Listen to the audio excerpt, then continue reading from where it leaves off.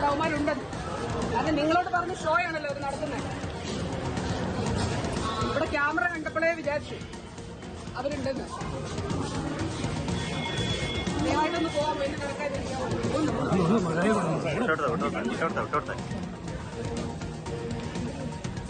ഇതായി സംഭവത്തിന് ശേഷം, പ്രതിഷേധത്തിന് ശേഷം ആരോഗ്യമന്ത്രി റെയിൽവേ സ്റ്റേഷനിലൂടെ കൂടി നടന്നു പോകുന്ന ദൃശ്യങ്ങളാണ്. അവിടെ മാധ്യമപ്രവർത്തകർ ഉള്ളത് കൊണ്ട് തന്നെ KSUവിന്റെ പ്രവർത്തകർ പ്രതിഷേധത്തിന് വേണ്ടി അവിടെ ഉണ്ട് എന്ന് എനിക്ക് മനസ്സിലായിരുന്നു എന്നുള്ളതാണ്. നിങ്ങളോട് പറഞ്ഞതിന് ശേഷം നടത്തുന്ന ഷോ ആണല്ലോ എന്നുള്ളത് കൂടി പറഞ്ഞാണ് ആരോഗ്യമന്ത്രി അവിടെ നിന്ന് മാറിയിരിക്കുന്നത്.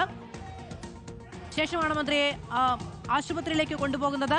കഴുത്തിന് പരിക്കേറ്റു നിലയിലാണ് ആശുപത്രിയിലേക്ക് കൊണ്ടുപോകുന്നത്. ഇപ്പോൾ നിലവിൽ കണ്ണൂർ ജില്ലാ ആശുപത്രിയിലെ ICUവിൽ പ്രവേശിപ്പിച്ചിരിക്കുകയാണ് ആരോഗ്യമന്ത്രി വീണ ജോർജിനെ.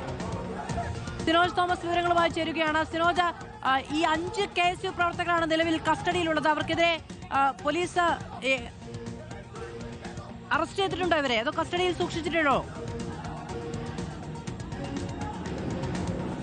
മധു, ഈ സംഭവത്തിന് പിന്നാലെ തന്നെ പോലീസ് അവിടെ പ്രതിഷേധിക്കാൻ എത്തിയ KSU പ്രവർത്തകരെ കസ്റ്റഡിയിലെടുത്തിരുന്നു. കണ്ണൂർ ടൗൺ പോലീസാണ് പ്രവർത്തകരെ കസ്റ്റഡിയിലെടുത്തിരിക്കുന്നത്. അതായത് ജില്ലാ പ്രസിഡന്റ് അതുൽ ഉൾപ്പെടെയുള്ള പ്രവർത്തകരെയാണ് നിലവിൽ പോലീസ് കസ്റ്റഡിയിലെടുത്തിരിക്കുന്നത്. റെയിൽവേ സ്റ്റേഷനിൽ വന്നിരിക്കുന്ന ദൃശ്യങ്ങളിൽ നിന്ന് മനസ്സിലാക്കുന്നത് കണ്ണൂർ ജില്ലാ പ്രസിഡന്റ് അതുൽ, KSUവിന്റെ കല്ലാശ്ശേരി ബ്ലോക്ക് പ്രസിഡന്റ് യാസിൻ, ഒപ്പം തന്നെ KSU ജില്ലാ സെക്രട്ടറി മുബാസ്, പ്രവർത്തകരായ അക്ഷയ്, ബിദുൽ എന്നിങ്ങനെ ഉള്ള പ്രവർത്തകരാണ് ആരോഗ്യമന്ത്രിക്കെതിരെ കരിങ്കൊടി കാണിക്കാൻ വേണ്ടി വന്നത്. അവരെയാണ് ദൃശ്യങ്ങൾ കാണുകയും ചെയ്യുന്നത്. ഏതായാലും പോലീസ് ഈ സംഭവത്തിന് പിന്നാലെ തന്നെ ഈ പ്രവർത്തകരൊക്കെ തന്നെ പോലീസ് കസ്റ്റഡിയിലെടുക്കുകയും ചെയ്തിട്ടുണ്ട്. KSUവിന്റെ ജില്ലാ പ്രസിഡന്റ് അതുലിന്റെ നേതൃത്വത്തിലാണ് അവിടെ ആരോഗ്യമന്ത്രിക്ക് നേരെ പ്രതിഷേധം.